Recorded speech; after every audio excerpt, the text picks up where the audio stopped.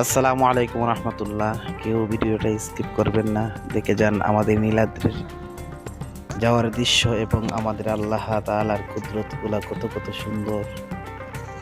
আমরা নিয়ত করেছিলাম সেই দিন ছুটে চললাম আমরা সবাই এক ঝাঁক এক জান্নাতি পাখির নীড়ের মতো এক ঝাঁক হয়ে মৌমাছির চাকের মতো ছুটে চললাম নীলাদ্রির পানে।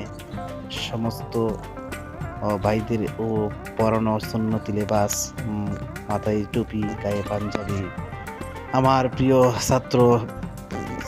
ছাত্রদেরকে নিয়ে, সেই সাথে সাথে মহব্বতের ভাইদেরকে নিয়ে, আলিম ওলামাদেরকে নিয়ে ছুটলাম আমরা নীলাদ্রি পানে ছোটার কালে ভেবে নিলাম যে নিজেকে সহ সবাইকে ক্যামেরা বন্দি করে নিব। ছুটলাম আমরা মনের আনন্দে, উৎফুল্ল মনে, সবার ভিতরে আনন্দ ডেকুর কাচ্ছে, উল্লাসে সবাই মাতোহারা। সবাই চতুর্দিক থেকে খোদার নিয়ামত দেখছে আর মন প্রফুল্ল করে হাসি মুচকি হাসি দিচ্ছে। বাচ্চারাও তাদের এই সুন্দর মুহূর্তগুলাকে ভোলার মতো না এমনভাবে তারা কাটাচ্ছে।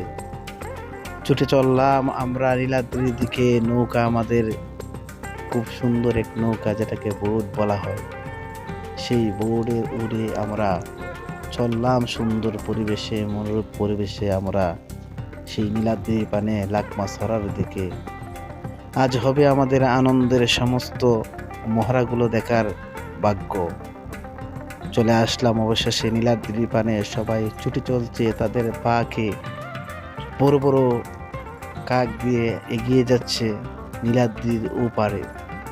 নীলাদ্রি দেখে, আল্লাহর কুদরত পাহাড় গুলাকে দেখে মনকে প্রফুল্ল করবে, খোদার নিয়ামত দেখে খোদার প্রশংসায় লিপ্ত হবে। আমিও নিজেকে করে নিলাম ক্যামেরা বন্দি ইদ্রিস ছাতা হাতে নিয়ে। তখন দেখলাম তারা সবাই এক ঝাঁক বেঁধে ক্যামেরা বন্দি হওয়ার চেষ্টা করতেছে। আমিও ভাবলাম, না, আমি তো তাদের সাথে এসেছি, তাদের সাথেই আমাকে যেতে হবে।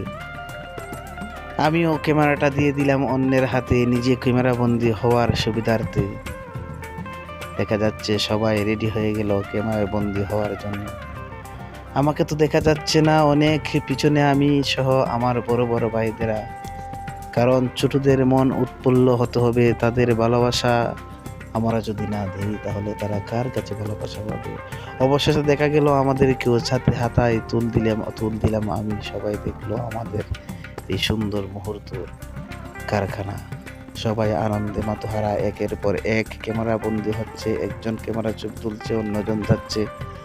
অবশেষে সবার মুখে ধ্বনি উঠল আল্লাহু আকবারের, আল্লাহর প্রশংসা গেয়ে উঠল ছোট বাচ্চা সহ সকল ভাইয়েরা। আলহামদুলিল্লাহ, শুকর আলহামদুলিল্লাহ। কত সুন্দর দৃশ্য, সেই দৃশ্য দেখে আল্লাহর কুদরত থেকে আমরা আল্লাহর কুদরত দেখে ঈমান আরো বেড়ে গেল।